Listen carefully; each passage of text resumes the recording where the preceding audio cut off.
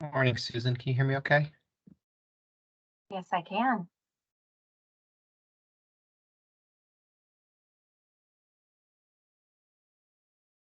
Okay, it's 10 a.m. I'll call to order the Green Mountain Care Board's meeting of February 21st, 2024.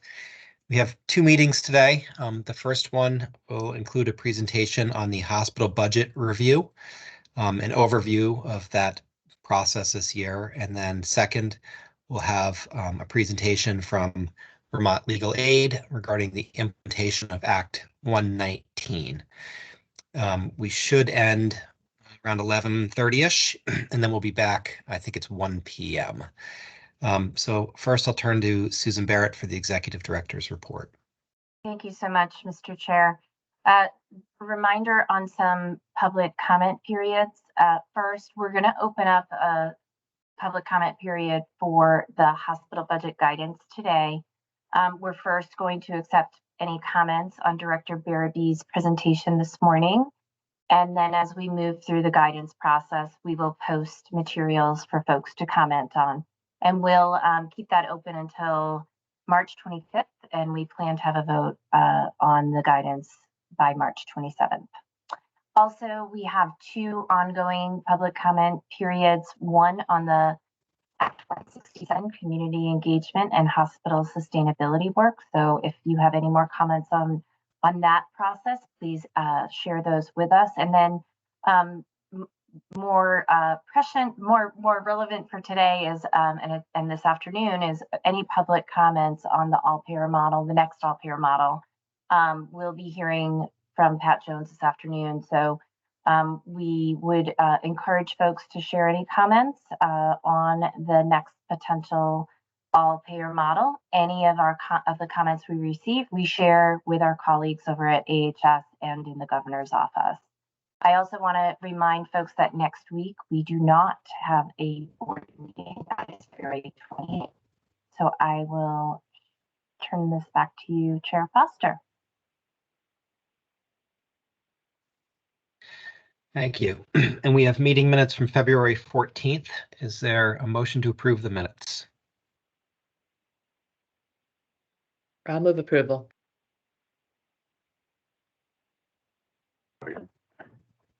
All those in favor say aye. Aye. Aye. Aye. And the minutes are approved. I'll turn it over to Director Barabee for an overview of the hospital budget process for fiscal year 25. Great. Thank you. And thank you for having me. And bear with me, I am not feeling great, so I may have to stop and blow my nose. So here we go. Let me know when you can see the slides. They're up. Great. So I wanted to give you an overview of the hospital budget process and some goals that staff are proposing for 25, building on prior year work.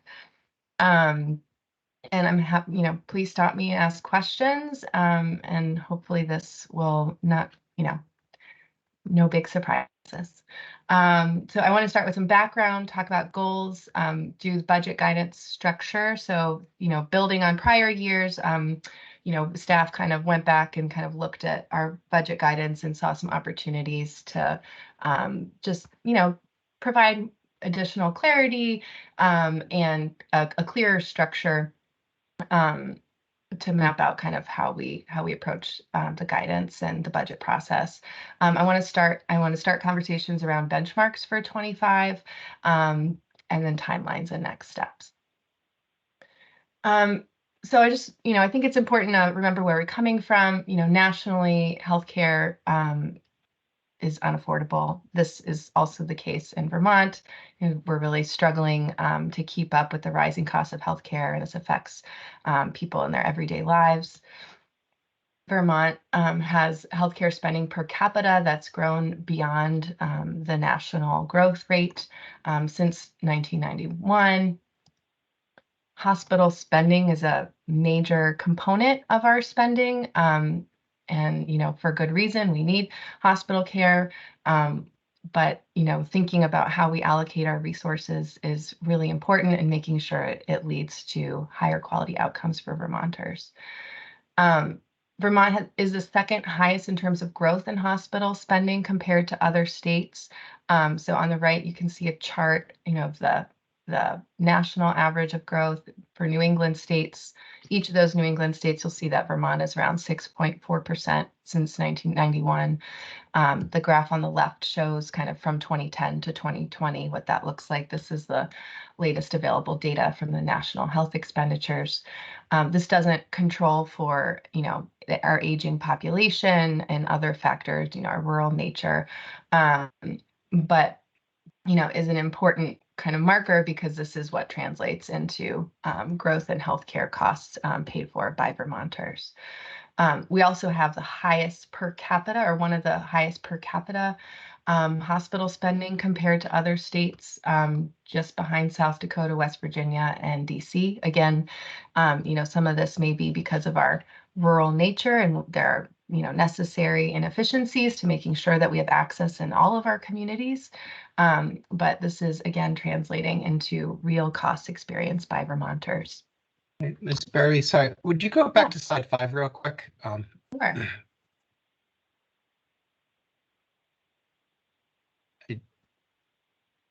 I just didn't catch. I was just trying to look at all the other categories. So this is 2020 all revenue, Medicare, Medicaid, commercial, everything, right? Yes, this is everything. Mm-hmm. Okay. Okay, thank you.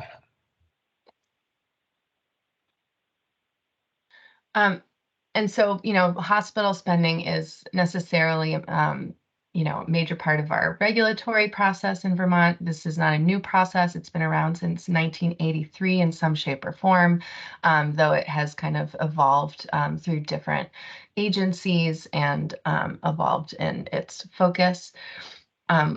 As you know, in 2011, this came to the Green Mountain Care Board in an effort to kind of streamline some of the healthcare regulation in the state. I'm getting some feedback, so I don't know if someone needs to mute. But why should we regulate hospitals? I mean, I think, as we mentioned, hospital spending is a major contributor to unaffordable health insurance premiums and out-of-pocket costs. Higher spending in one sector can limit resources that could otherwise be allocated to other parts of the delivery system, or even to other parts of the economy. We know this is a major struggle, for our small businesses, for schools, even for hospitals themselves, to employ clinicians and people who are critical to serving Vermonters. And we know that, in rural states, there's less opportunity for efficient competition, and regulation is really important when you have monopoly markets. That said, I think it's important to view this process with the lens of continuous improvement. The board has established goals a number of years ago. I think these goals still remain quite important. It doesn't mean that, that we're ever going to achieve them and our work is done. There's always room to do better. But some of these goals were about establishing objective metrics for evaluating hospitals' financial health and performance. I think we're, have been doing that.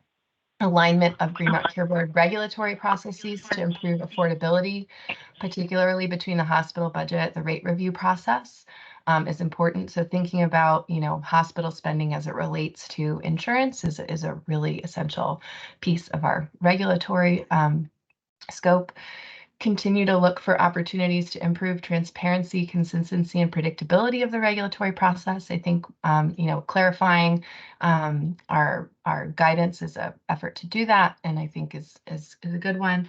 And then, of course, we should always look for opportunities to minimize administrative burden. And so, on the left, you have this cycle. We can plan, then we execute the plan. Now we need to kind of look at what we did and see what worked, what didn't work, and what we could do better, and then we need to make changes. So I think this is kind of how I envision every year, approaching every year. We're not going to have a brand new guidance, but there's always ways to improve and to build and to clarify shared understanding. So I think with that in mind, hopefully we can make some more improvements this year. So given last year's our starting place, I just wanted to kind of remind folks, what we had accomplished. So decisions were made through two key lenses. One is hospital sustainability, sort of financial health. The other is healthcare affordability. The board established a 2-year net patient revenue target of 8.6%. This was, to balance kind of, sustaining hospitals with some of the challenges that we had post-COVID. And then we capped commercial rate increases by payer to create a more direct link between hospital budget and insurance rate review. We also increased evidence-based regulation through greater reliance on data and comparisons to hospital peers and national trends.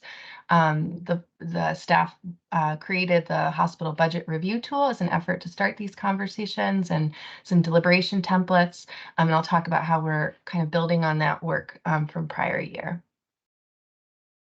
And I also just want to note, we're making some improvements this year, but this work is ongoing.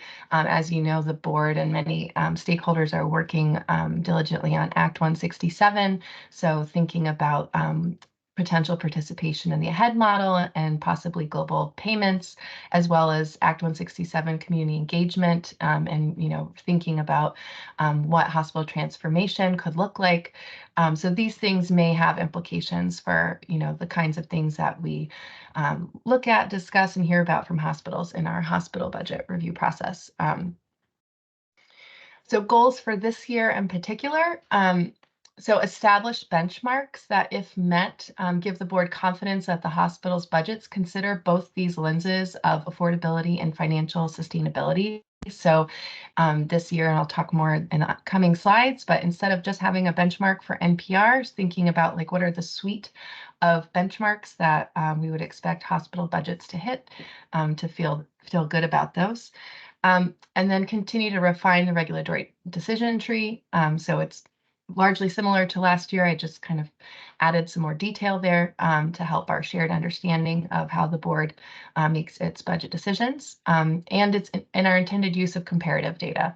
And I'll go again into more detail, but this is really about the hospital budget review tool and how we kind of understand a hospital's position, given all the different factors that contribute to its financial health and its ability to deliver high quality affordable care. We're also going to continue to evolve towards a more person-centered monitoring framework, so incorporating a more robust understanding of community access, quality, and affordability of care. So it's not just kind of, what the hospital is able to, like what the hospital situation is, but what the community is dealing with and what, community needs are and what are the other things that might affect what we see flowing through hospitals at the end of the day. We're also going to continue to improve our data collection and analytic processes, standardizing and automating where appropriate, but recognizing that each hospital and community may have unique needs and flexibilities may be necessary in terms of how we approach those analytics. And then I just wanted to kind of underscore that this will be, Act 167 community engagement recommendations will have just been coming out. So, this will certainly, there's a lot of room to kind of continue the conversation, but this might be the first time that we engage with hospitals on what they learned and what they're thinking about in terms of that process. Okay. I'm not going to spend too much time going through the statute. I think if they're, you guys have all been through this before, but just a reminder, that the board establishes hospital budgets and that this is really about the good of the state and of Vermonters. We have to promote efficient economic operation of hospitals. We should consider prior years, and we should be using data and thinking about trends relative to national, regional, or peer group norms.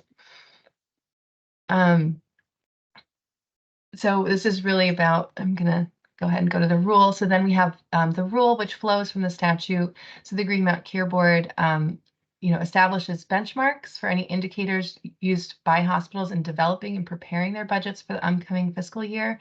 So we met with BOZ and the HCA to start obtaining input on these benchmarks, and those benchmarks will be included in the guidance that the board will establish March 31st. So today is kind of the first time that we're going to discuss those for this year, but it's certainly not the last time, and this will be ongoing until the guidance is issued on March 31st. And just a reminder that the benchmarks themselves will be used to determine whether or not to adjust a hospital's proposed budget. But there are, a number of factors that may vary across hospitals as the board decides, if after they decide whether adjustment is needed, how to adjust it. And so that part is a little more complicated, but it's really about understanding the whole picture. And should you like, there's a list of potential categories of indicators the board could use in setting those benchmarks, and it is quite a broad list. So I want to kind of spend a little bit of time on the schedule and where we are in the process. So this is a cyclical regulatory process, as you know. It feels like just as you're wrapping up, you're already starting to plan for the next year. So, I think in November, after the conclusion of last year's budget process, we met with hospital CFOs to hear kind of their thoughts and debrief with them a little bit on the FY24 process. In January, and this will continue through the end of March, staff have been meeting with VAHHS and HCA to solicit input on benchmarks and other aspects of the process. And then as Executive Director Susan Barrett noted, we're opening a special comment period today, and there will be multiple opportunities for the public to provide input and other interested parties on what this looks like. So February, March, as I mentioned, we'll continue collecting input from, on guidance from other interested parties, and then we'll issue the guidance at the end of March. April through July is when hospitals will continue to develop their budgets. We've heard from hospitals that they're already starting this process, so they'll be prepared and can evaluate, where they are relative to the budget guidance over that period of time. And then in July, hospital budgets are due from hospitals by July 1st, and that's when staff will immediately begin reviewing all the materials. We'll come back to the board with a summary, and then in August, we expect to have hospital budget hearings. We're currently working on, scheduling those, at least holding those times, and then certainly the criteria with which a hospital should be expected to deliver a hearing or not, or if there are exceptions to that rule. So that will all be spelled out in detail in guidance, and we can continue talking about that over the next couple weeks and months. And then as a reminder, as mentioned in statute, so the board will then publicly deliberate, approve, modify, or deny budgets by September 15th. And then budget orders are delivered to hospitals by October 1st, which is the start of the fiscal year. Any questions on timeline before I start getting into the meat? Should be pretty straightforward. Okay. Is there, sorry, yep. Elena, are there any changes in the timeline this year compared to prior years?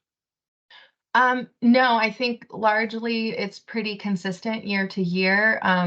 This year, because I was coming into the role, I wanted to have that debrief and hear from folks what they had heard. My understanding is that that kind of thing has happened every year, and these conversations on guidance have happened every year. Yeah, thank you. Great. Thanks. Great question. So the structure of the guidance. So I think, none of this is new. It's just kind of articulating, how we're using certain measures, how we're pointing to certain data sources, and how it will be used in guidance. So benchmarks, establishing benchmarks against which the hospital budget request will be reviewed and evaluated. So again, that's the whether budget adjustment may be needed, not whether it's needed, period, but then it kind of triggers a whole host of other comparative analyses and trying to understand the broader picture. Section 2 will have a list of comparative metrics and data sources that staff will use to evaluate hospital budgets in greater detail to understand that story.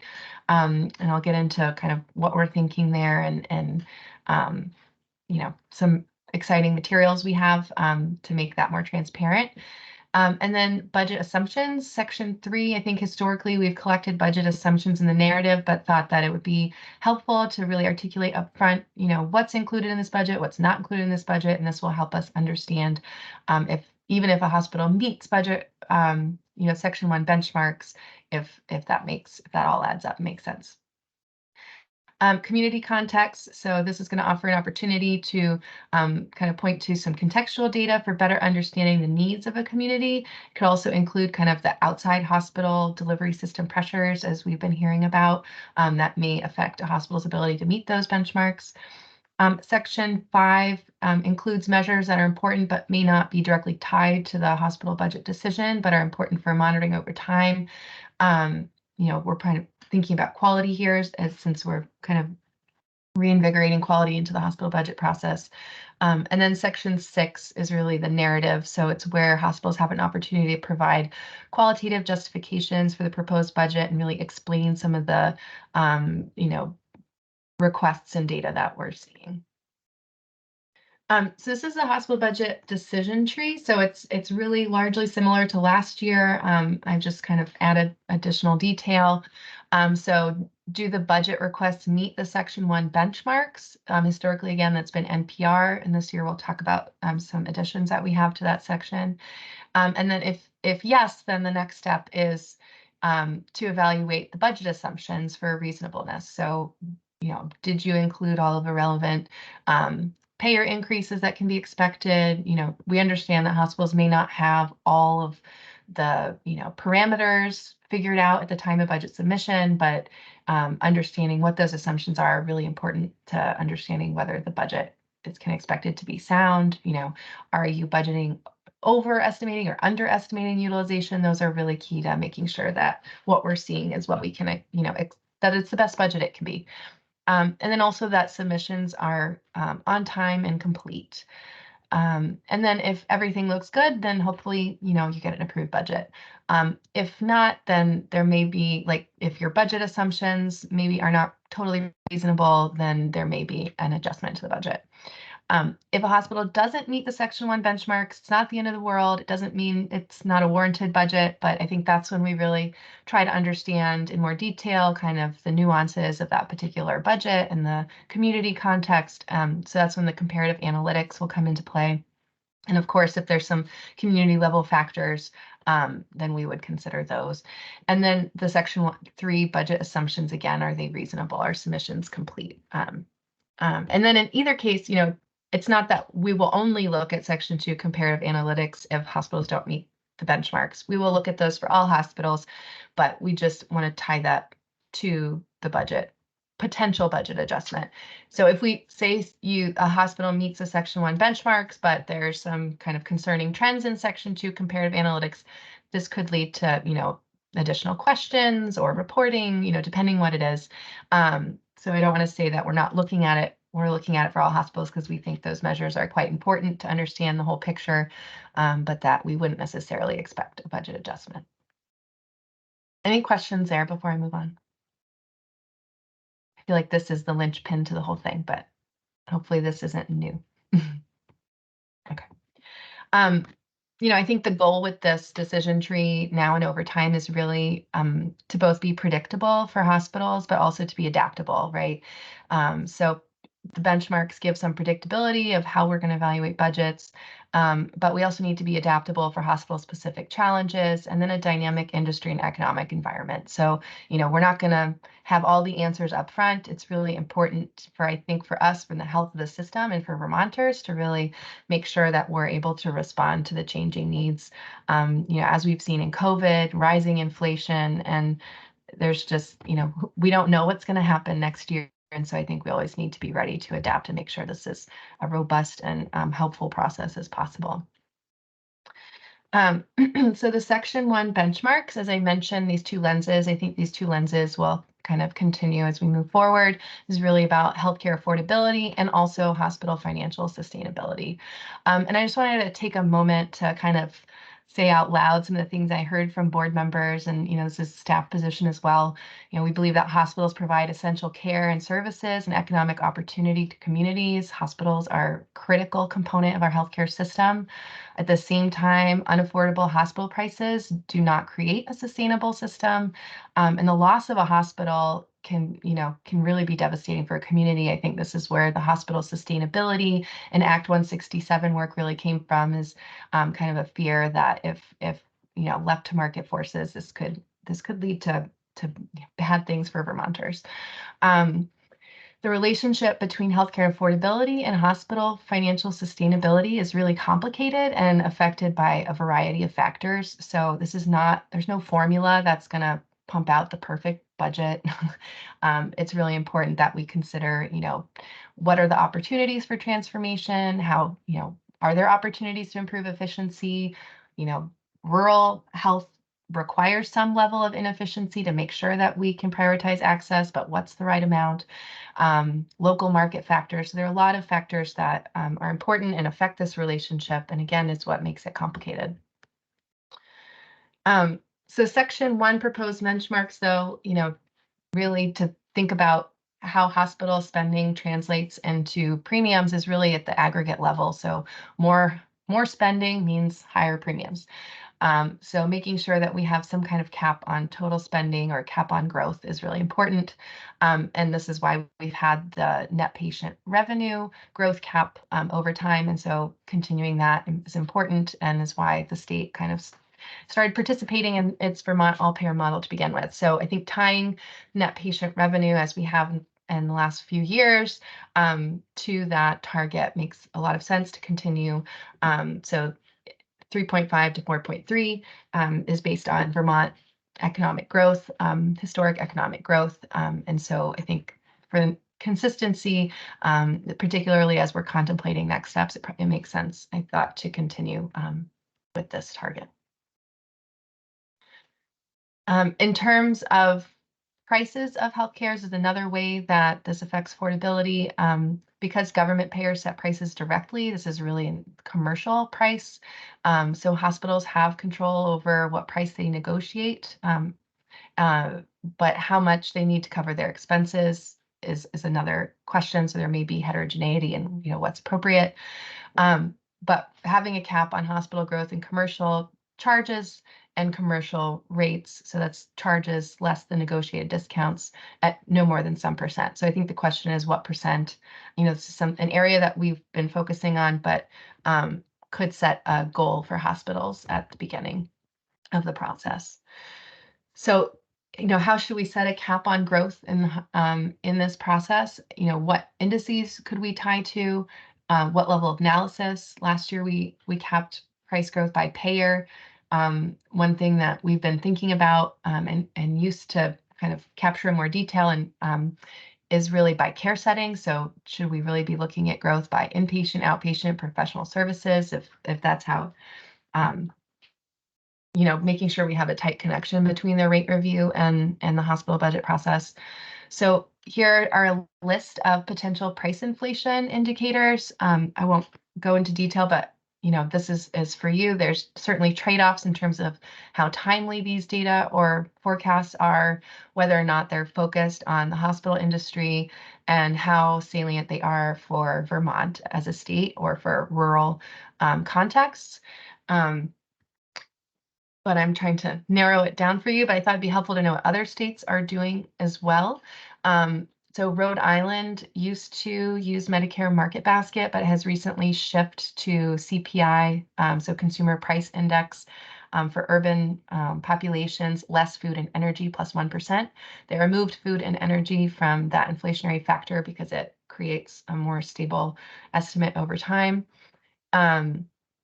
Delaware, through their insurance department, but it's actually, I think, codified in statute, also uses Consumer Price Index plus 1%, and that they're kind of on-ramping. So they started with plus 3%, starting from a greater or condition.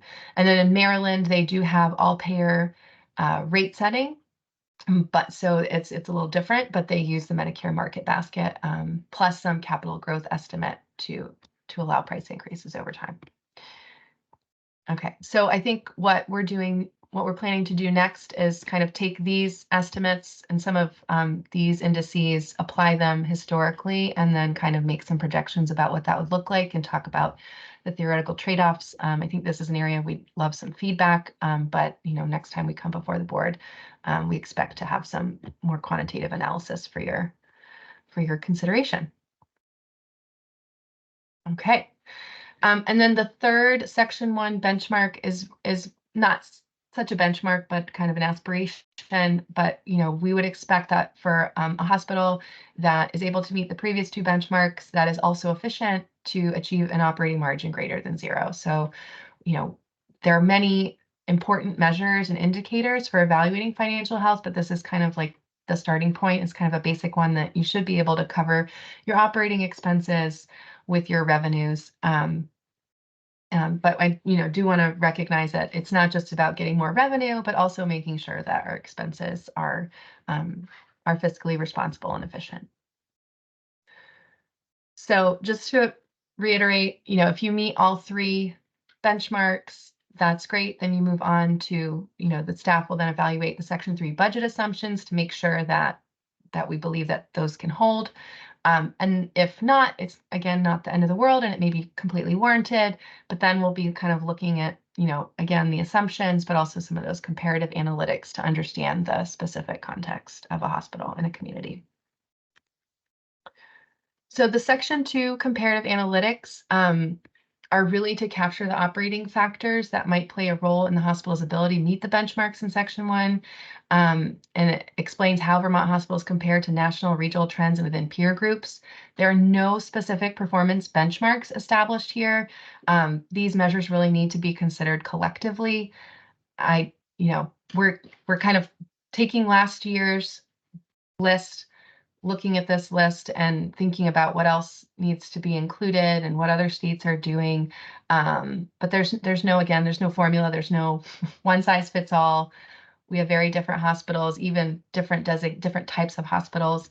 Again, that's where the peer groups come into play. So, you know, this is about being able to understand holistically what's happening in a hospital and in a community. So the types of measures that are in here, just a refresher, you can go look at the hospital budget review tool. I imagine this will look very different next year as we kind of try to make a one-stop shop for all of our hospital budget data. That's our aspiration. But it will include kind of revenue trends, operating efficiency, financial health, and more. So this is really going to be where we go to kind of triangulate across a variety of measures to understand a hospital situation. So this is, as I mentioned, work in progress. We're reviewing the FY24 tool and some of the metrics that were used in the process. And we're creating a measure specification document with the focal measures that we hope to reference in this section. And we're going to be working on kind of thinking about the best way to visualize these data and these analyses. But we think this specification document, our goal is to have it kind of include, you know, the measure, how it's calculated, what the intended inferences are, you know, what does this measure mean? What are the other measures that we should be looking at relative to this key measure? What are the limitations of these measures? And then, you know, there should be some information on the peer group, but the goal really here is to make sure that anyone can pick up this list and they can replicate what we did, and that it's as transparent as possible.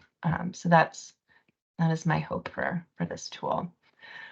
In guidance, we also plan to establish peer group methodology. So building on last year, but kind of thinking about what are the factors that, you know, certainly designation and kind of a hospital's role in a community across our Vermont communities is important, but there may be other factors that we should consider when establishing a peer group. Section 3, as I mentioned, is going to be about budget. How do we capture systematically what budget assumptions are underlying each hospital's budget? So, for example, government reimbursement changes, payer mix, service mix, patient acuity. So case mix index was a topic of conversation last year. Utilization or market share shifts, anticipated future capital investments, and certainly more. So this is again work in progress, but think that it will only help provide transparency into the budget, but also a shared understanding of what we're looking at and what we can expect. Section 4, as I mentioned, community context. Here's some examples. You know, what are health outcomes across communities? How do those differ? Population demographics and trends, economic and social needs, access to non-hospital services, for example, long-term care, may have some information on the community health needs assessment, drive time to services. So these are just some examples. We're going to see how far we can get this section this year. But certainly these are really important to understanding the broader pressures on a hospital and what they're dealing with. Section 5, as I mentioned before, will focus on monitoring measures. Again, so changes in utilization. As you know, some of these show up, but they may show that the particular kind of measure may look a little different.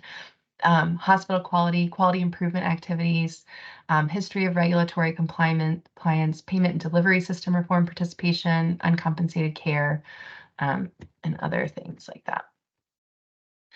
And then the narrative. So we'll continue to have a narrative, but I think streamlining what's in narrative versus what we're collecting quantitatively is important. So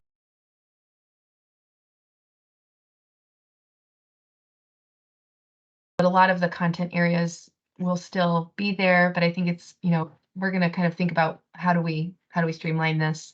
We still need an executive summary, some background information, service line changes, for example, but then there will certainly be budget questions, help us understand how you budgeted this year and how you kind of make the link from prior year to projections to this current budget. What are some budget risks? How do we understand patient experience or strategies you have to increase patient experience, improve patient experience, performance improvement strategies, or if ordered by the board, are there updates on performance improvement plans, et cetera. And this is where we'll kind of begin conversations on that Act 167 community engagement. And I think it's also important to recognize kind of the health equity work and other related work that hospitals are engaging in. So I'll just end with a timeline as we move forward. So, we're going to come back to you in a few weeks and staff will provide an update on FY23 actuals. And then we will share a draft of the guidance along with the Section 2 measure specifications that I mentioned earlier. We will have the special public comment period, as Executive Director Barrett mentioned, opening today, but then, a series of deliverables to respond to by March 25th. And again, you can certainly provide feedback after that point, but, that will give us hopefully enough time to kind of incorporate any last minute suggestions. And then, hopefully we will have a vote somewhere between March 20th and 27th, and then issue the guidance on March 31st. And that is what I have for you today. I'm going to exit my full screen, stop sharing, answer any questions. Well, thank you. I know this has been a lot of work for you and your team when you guys are busy with a lot of other things on your plate. So I know there's been some long weekends and nights in this, so thank you very much for doing that for us. And one observation, this seems pretty consistent with how we performed the evaluations last year generally. I'd be interested in seeing those potential indicators that you put up, the CPI, PPI, wage growth, those, and what those sort of actually would look like in reality. My sense is that they're probably all fairly close, but I don't really know. So maybe at some point we can get a look at that. And other than that, thank you very much. Nice job.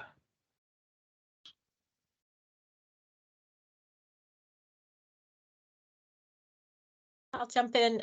So Elena, it sounds like you're expecting on March 13th to have obviously the draft guidance, but also the measure specification. That's really awesome.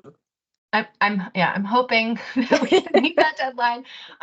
We have a draft right now. We're just kind of iterating it. And then, I want to certainly share that with the hospitals and get their feedback, make sure that, we can clarify anything that needs clarifying. But we hope to publish that with the guidance, and it will kind of be a companion document. Yes. Great, thank you. And then just to follow up on Owen's comment on the modeling related to the targets, are you thinking that's a March 13th? I'm just curious when you were expecting to come back to us with that modeling. Yeah, I think March, I'm hoping March, and I'm saying March 13th, it might be, I guess it's 13th or 20th. Let's just hold those two dates for both of those things, but I think certainly the 13th is the goal, and then if we have to push it, definitely by March 20th. Yeah. Great.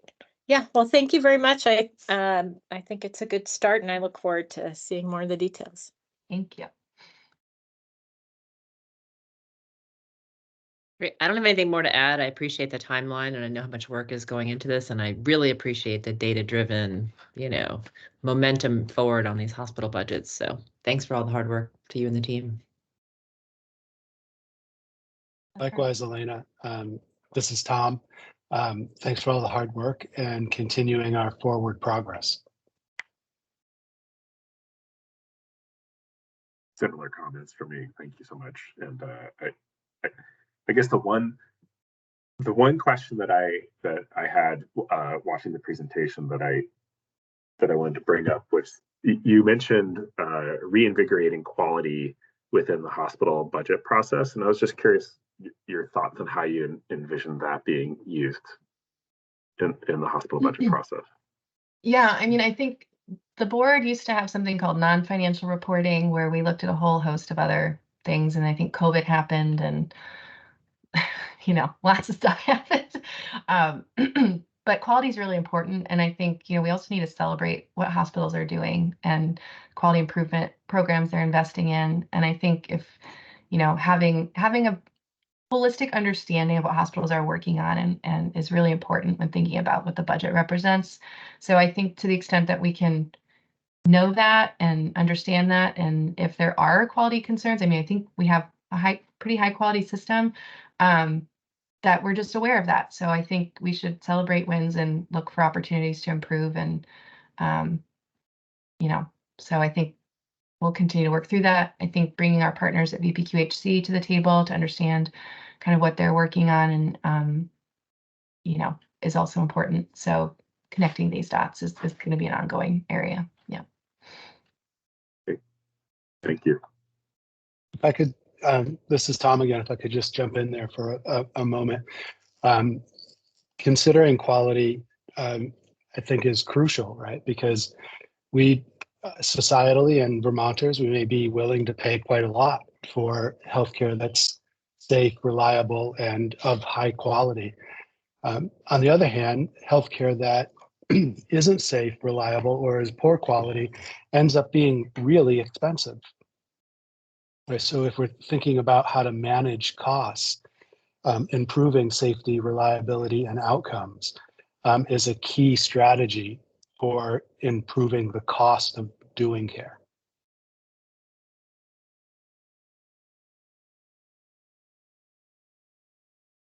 Yeah, it's a great point. And I think just, not that the board is in the business of doing quality improvement, but to the extent that we're a body that can provide transparency to quality and quality improvement efforts, I think is really important for Vermonters.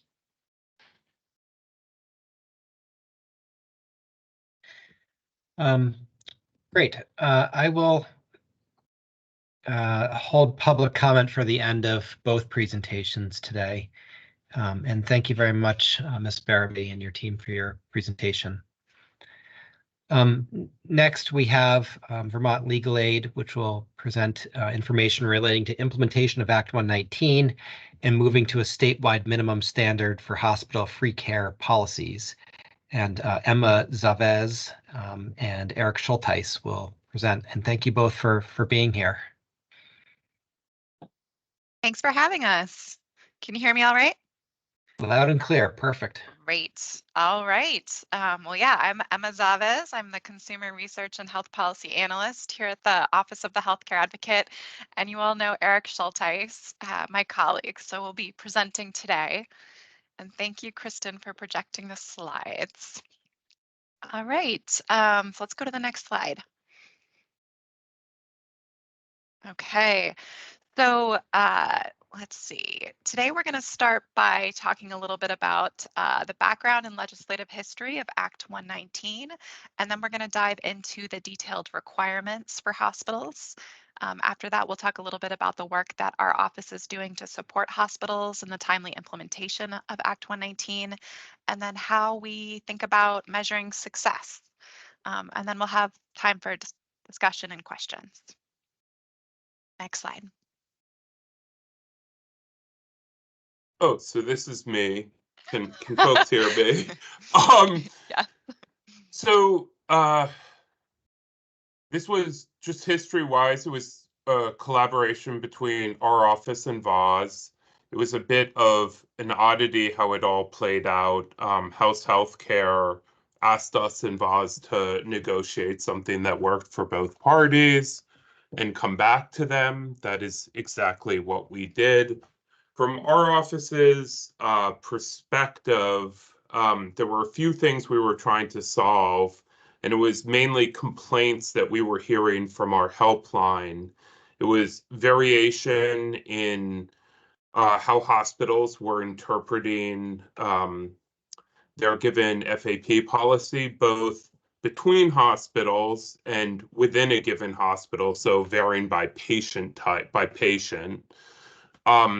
There was a pretty wide variation between the hospitals and what for what aid you were income eligible for. So for instance, someone at X income might be eligible at GMC for 100% financial aid, and at this imaginary hospital, they would only be eligible for 50% aid.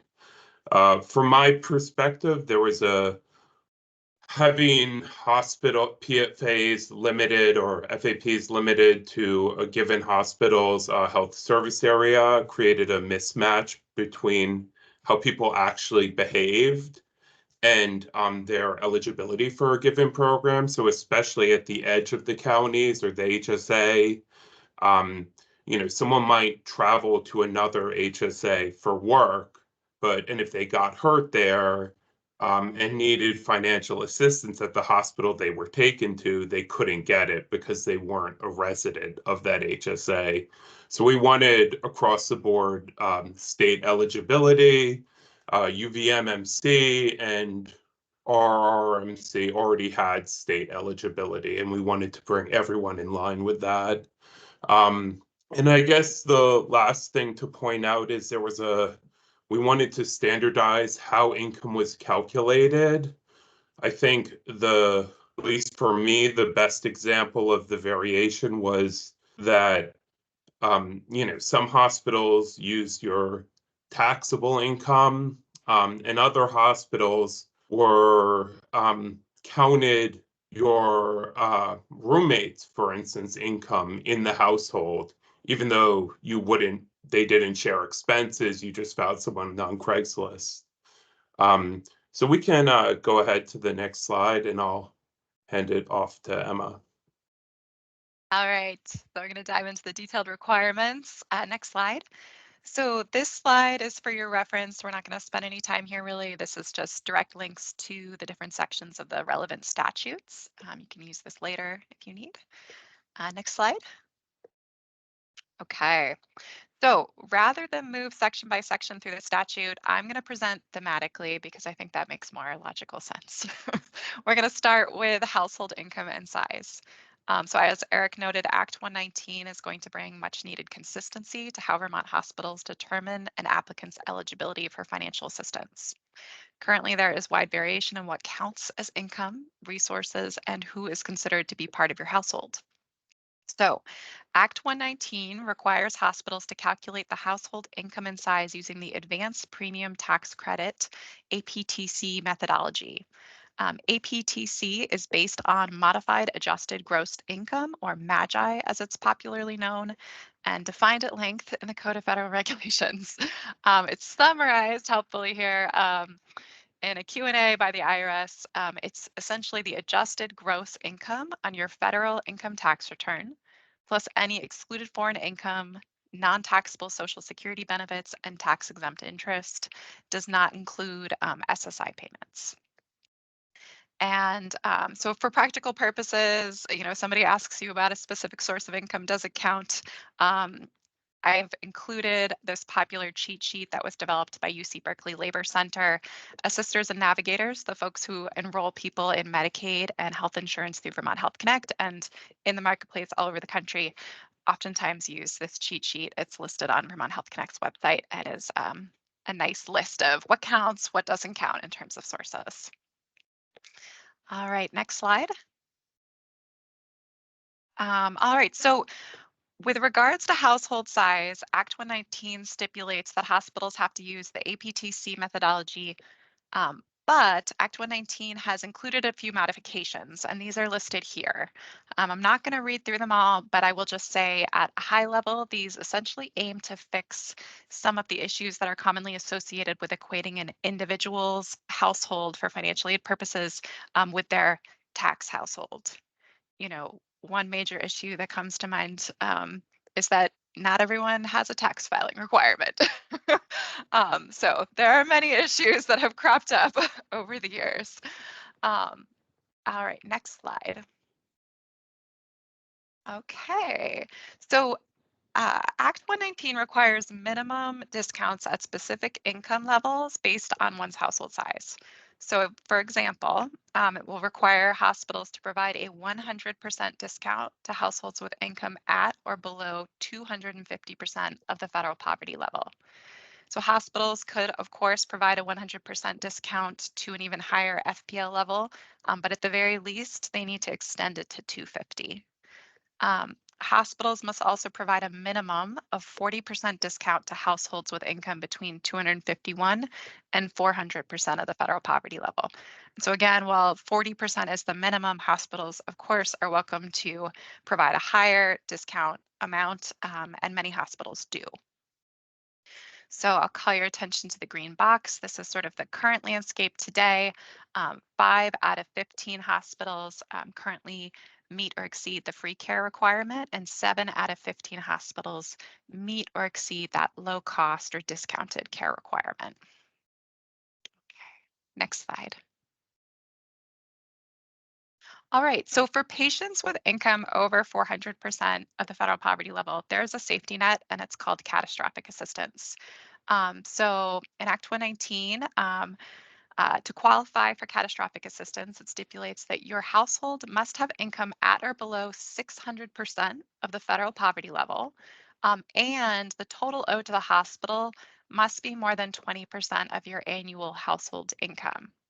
So for those who are approved for catastrophic assistance, the hospital must lower your total owed to 20% of your household income.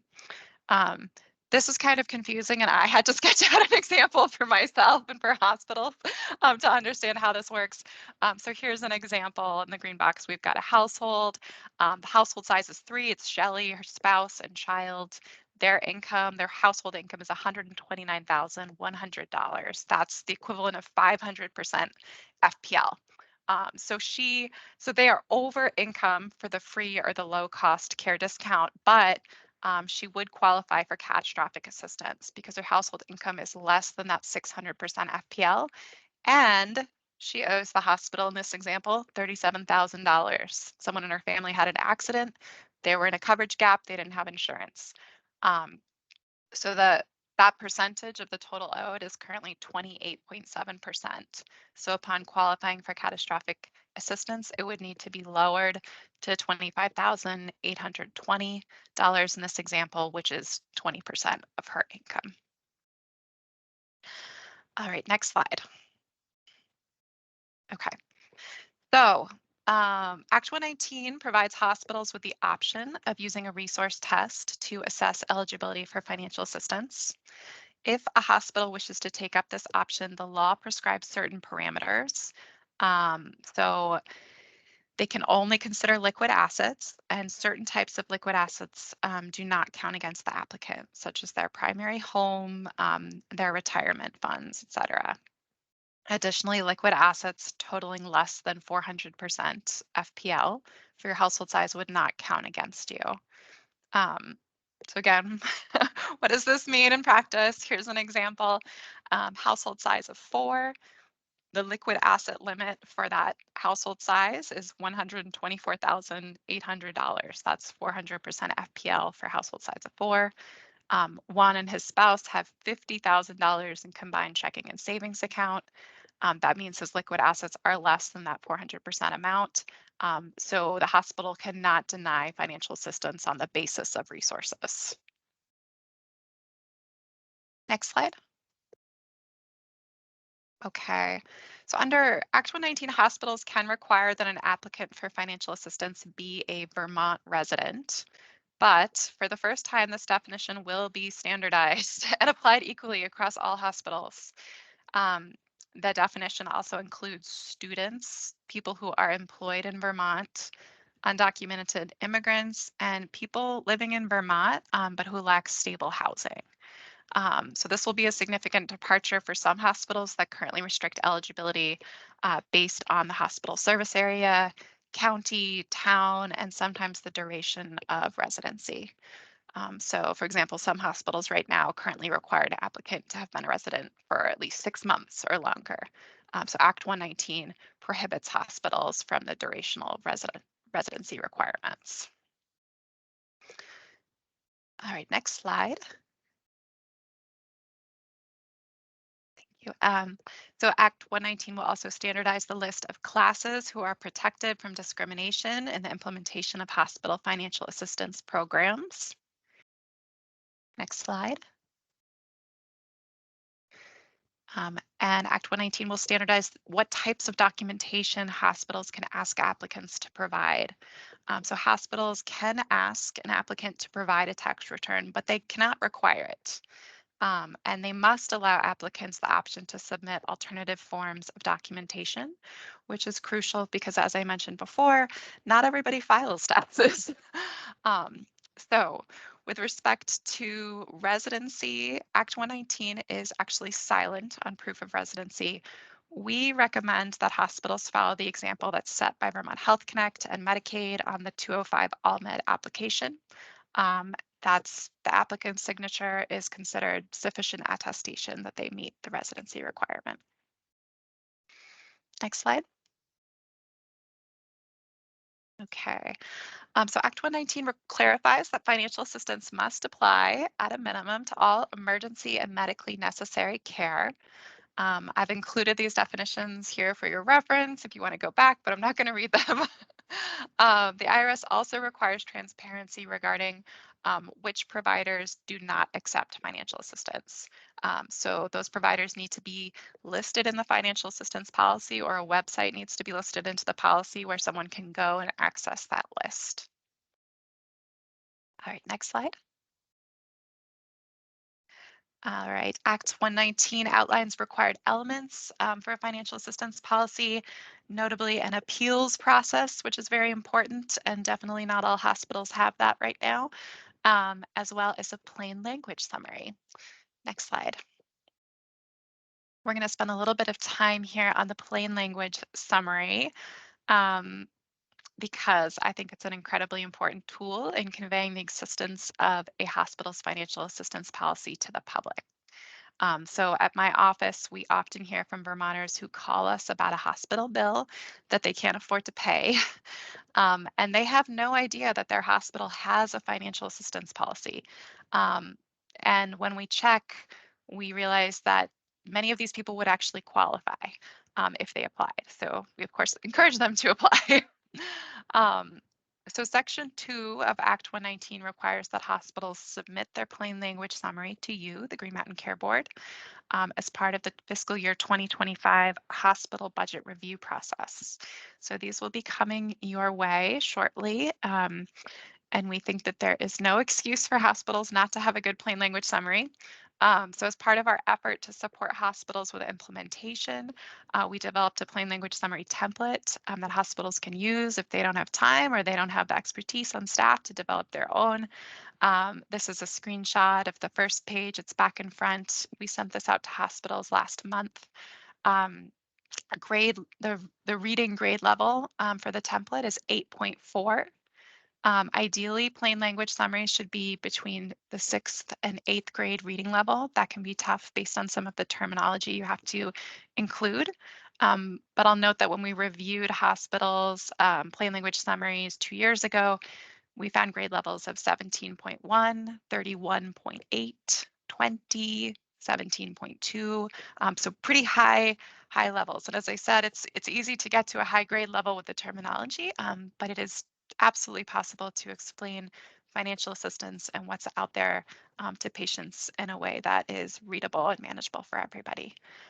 So we hope to see a lot of improvement there. Next slide. All right, so this leads us nicely into public education and information requirements. So Act 119 requires that the financial assistance policy and application be easily accessible online through the website and the patient portal.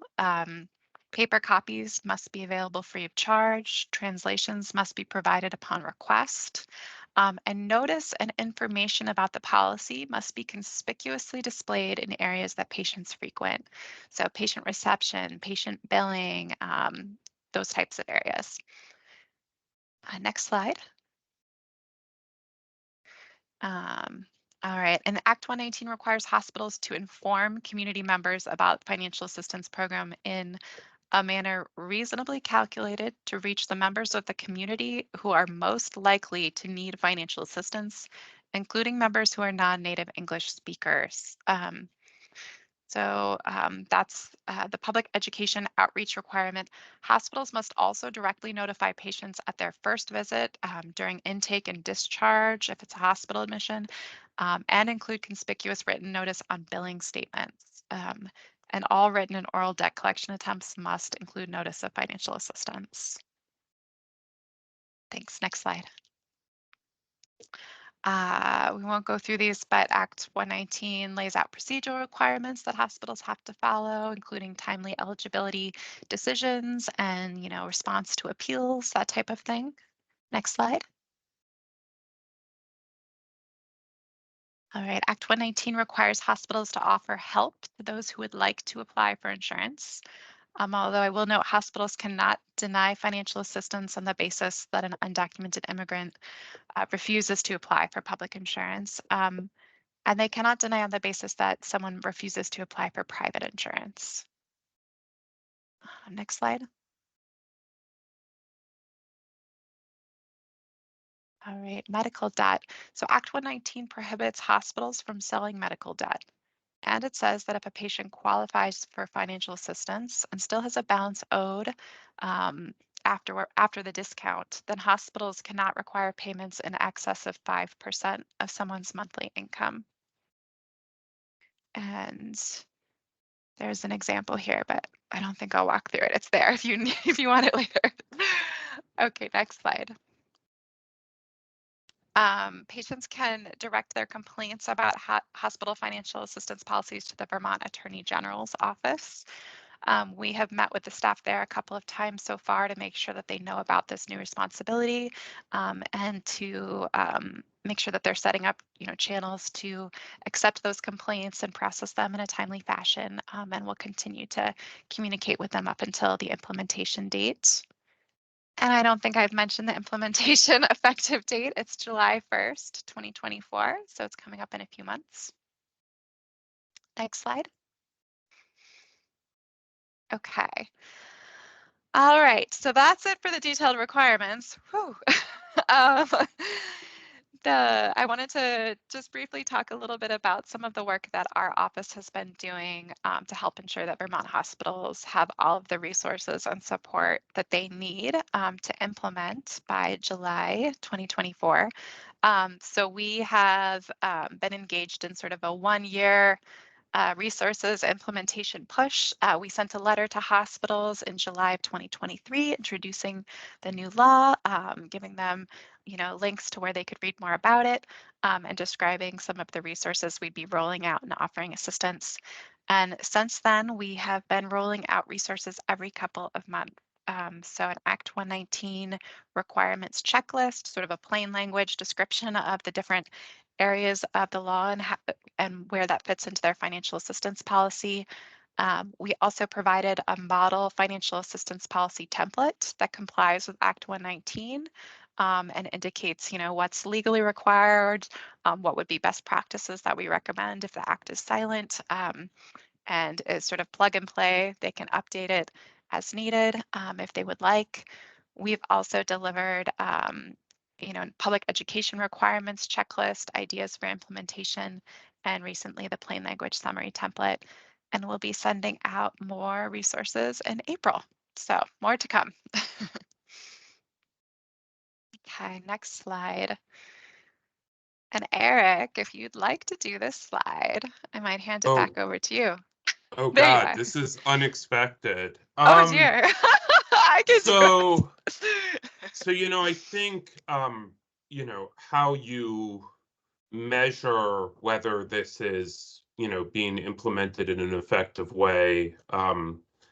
It hasn't been determined yet how our office is going to do it, or if the board is going to think about doing it too. And even I think we've had some discussions around enforcement with the AG's office. So I think they might do it to some extent. I think I tried to come up with a few ways that I might look at the issue. So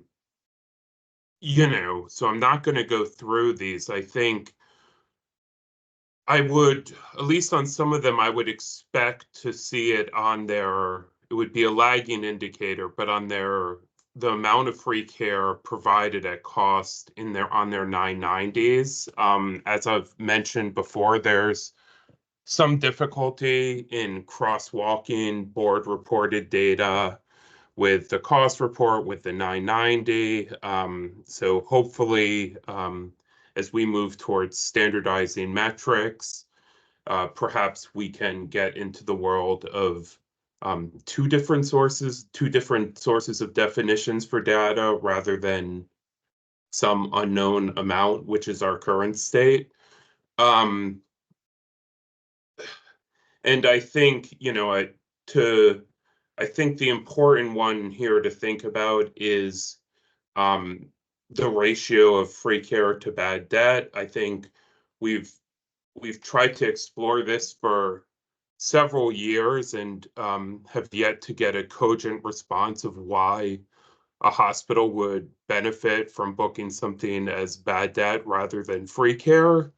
Of course, our approach to measuring it and looking at this ratio, should some cogent reason arise,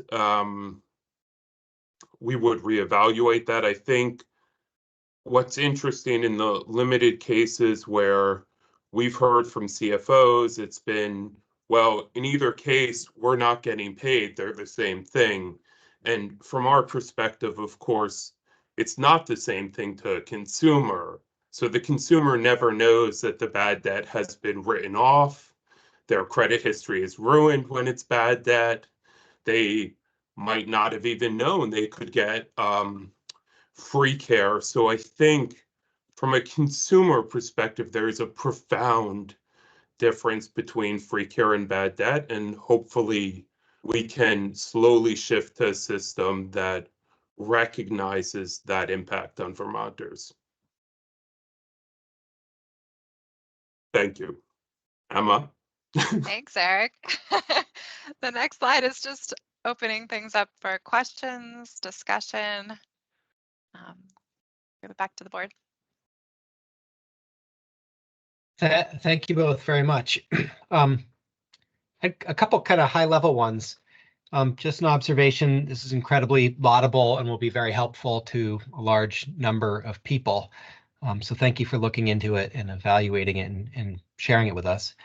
I had a question about the financial impact to hospitals and if there's any sort of assessment or evaluation done of what this would cost hospitals, because a lot have financial challenges and many actually have negative margins still. So I think, Chair Foster, from our perspective, and this connects back to the kind of cogent explanation of why free care or why bad debt instead of free care, is that this will effectuate a shifting of that ratio, but not a change in the aggregate amount of write-off. Of course, that could change and we might need to monitor that. And, we would get at we can get from the cost report or the 990, the cost of bad debt and free care, and see if we are seeing a change in the level of the combination of those two over some period of years. I see. So the financial impact is expected or hoped to be zero to hospitals, but it's really a classification issue, which would inure to the benefit of the consumer. Near negligible. Of course, if, I suppose if the FAP standards somehow incent more people to use services, given general awareness of FAP standards and this, I don't think that's a plausible expectation.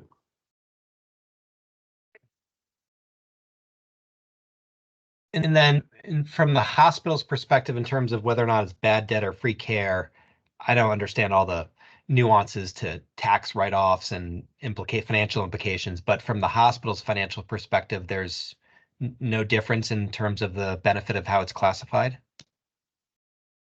We are unaware of any, with the caveat that they do get some reimbursement of the cost of Medicare bad debt. But those amounts, at least reported on the cost report, which would drive that partial reimbursement, are so small that they're essentially rounding errors, in my opinion. Okay. And then to track whether or not these changes have a financial impact negatively on the hospitals, the best way for us to kind of look at it as a board is the aggregate total of bad debt and free care over time. I think so. I mean, this creates odd challenges that bring us back to the data standardization issue. If you look what that sum is over time, you're going to get and the percent change, you're going to get a different picture if you're using board reported numbers, 990 reported numbers, and cost report numbers. And sometimes in strange ways, sometimes the cost report directionality of the change can conflict with the 990, and sometimes hospitals don't follow the instructions, so you're not supposed to report costs as a negative. So a negative indicates profit, but we are in the situation where we could just ask the Vermont hospitals. Of course, that's not possible when you're looking at a national data set and trying to benchmark. Okay. Okay. Thank you guys very much. Other board members? This is Tom. Thank you, Eric and Emma. It's great work, and thank you for walking us through it. I've been aware of the issue as you guys have spoke of it, but there was a recent Kaiser Family Foundation report from earlier this month where the data really struck me about how big a problem medical debt is in our state. Out of the 50 states, we're one of the 7 with the highest rates. Mississippi and South Dakota are at 15 and 17% of all households. We're at 12, along with about 5 others. Those include places like Louisiana, Kentucky, Tennessee. Vermont's at 12.2, or roughly 60,000 people out in Vermont. Meanwhile, in New England, we're the highest in New England. Massachusetts is at 5%, New York is at 6%. So this is a big problem in Vermont relative to other states. And I wasn't fully aware of how big a problem it is. And the Kaiser Family Foundation has developed a tracker to help watch this over time. And that may help us and you with monitoring this. So I just wanted to say thanks for bringing me up to speed on this, on Act 119. Thank you.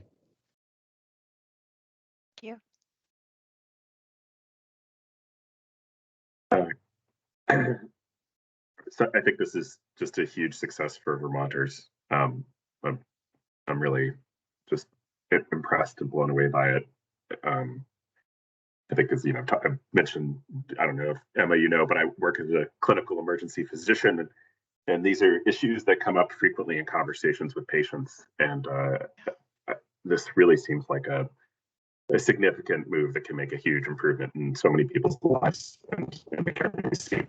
I have a few questions that just came up through the presentation, and they're not necessarily related to each other. But so if a hospital can't sell debt, can they not sell debt to a debt collector then? Does that eliminate collections, or is that a different process? Sure. So, I look to Eric. oh,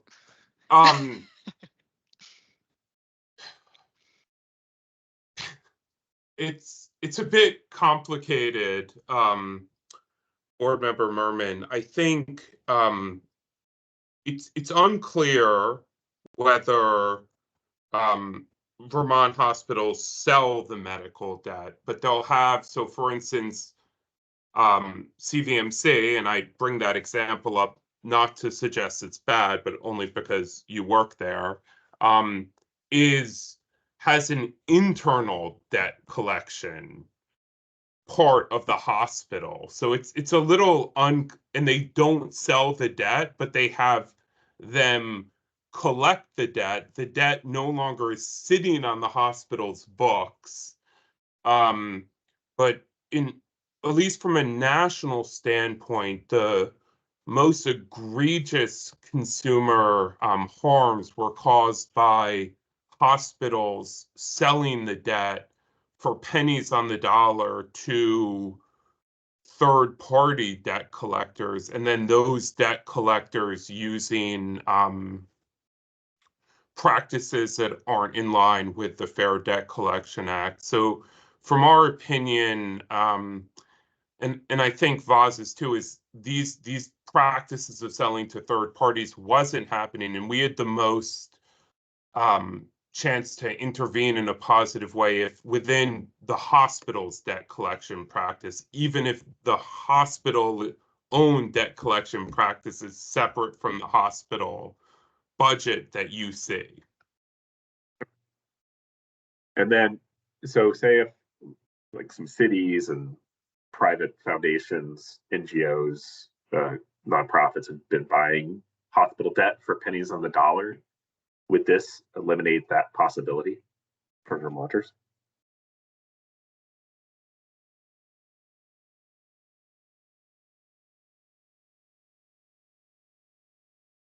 Well, I mean, I don't. So in those instances, you have those debt collection agencies, those NGOs, let's say, paying the third party, and they may or may not be buying the debt or just paying the money. I mean, it's a question of whether that transaction constitutes a payment of the debt or a sale of the debt followed by forgiveness. So, I mean, I think whether or not that would be allowed is somewhat up in the air. I'm relatively confident that the transaction could be structured in such a way that you wouldn't trigger the prohibition against the sale of medical debt. Okay. Unrelated question. So what if a patient is from out of state and they get care in Vermont, say transferred to a Vermont hospital? I mean, I think of this most likely, the scenario I'm thinking of is most likely someone from upstate New York being transferred to UVM for tertiary care in a critical situation. Does this, I assume UVM has policies that would apply to those patients, but does this policy apply or not? So, go ahead, Emma. No, please. My reading of the Act 119 is that a patient in that situation would not qualify for patient financial assistance. But Eric, if your reading is different, please chime in. Well, I mean, so I think one is it has to be measured against the baseline, and I'm sure individual hospitals, they have broad discretion. There's always this catch-all, so they may find it in that. And I think certain hospitals are much more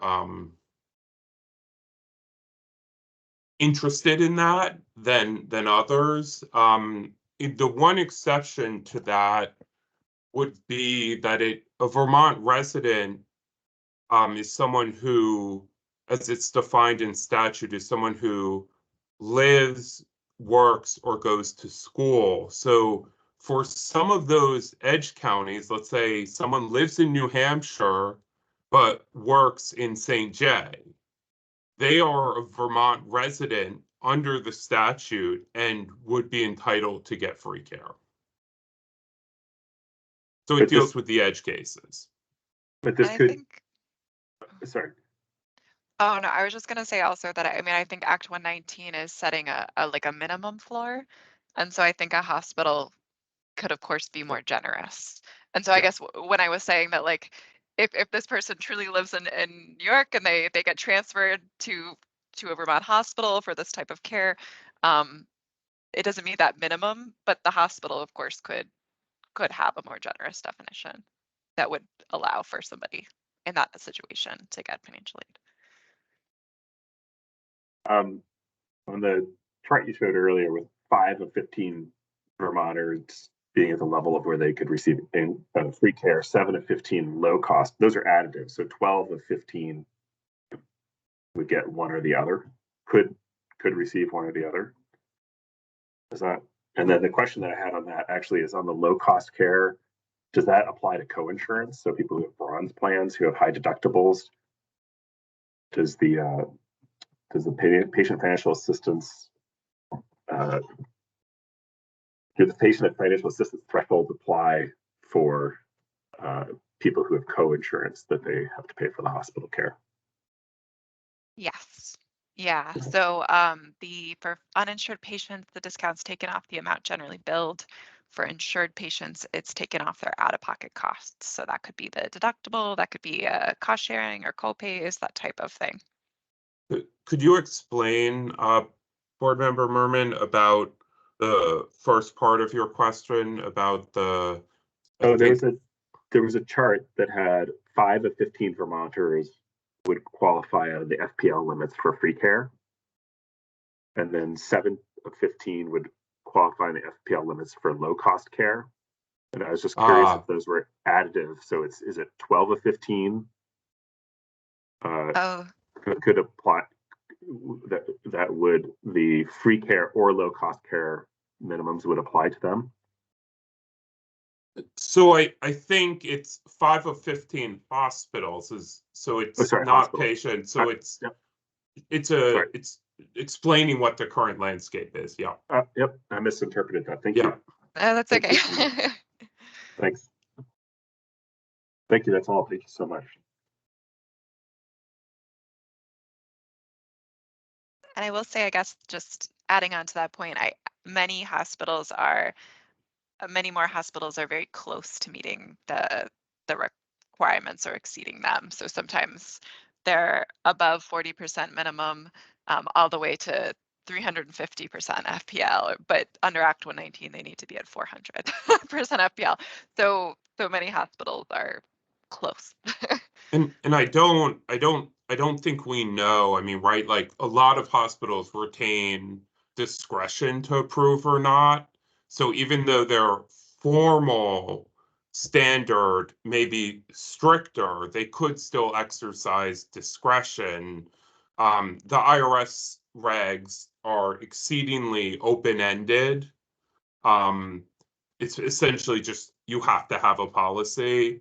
Our concern with discretion in the exercise of it was that it makes it exceedingly challenging to challenge a given determination when the standards that are applied are unknown. It also, in our opinion, opens the door for unintentional discrimination. So that's why it's that way.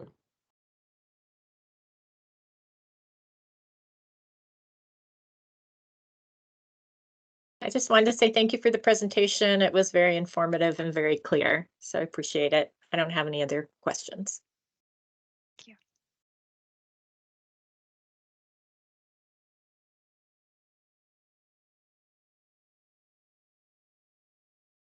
Great. I usually turn to the healthcare advocate, but you are the healthcare advocate. So I will open it up to public comment on either of the presentations today.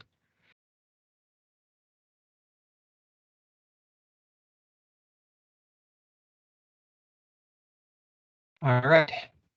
Here, thank you both for your time in the presentation.